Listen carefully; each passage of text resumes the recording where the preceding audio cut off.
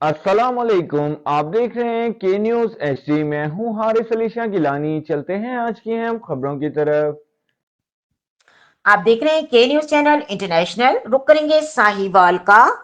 Railway police Sahiwal SHO Shafat Ali Shah railway थाना Sahiwal charge संभालते ही जराइम पेशा अफराद के खिलाफ दायरा तंग कर दिया।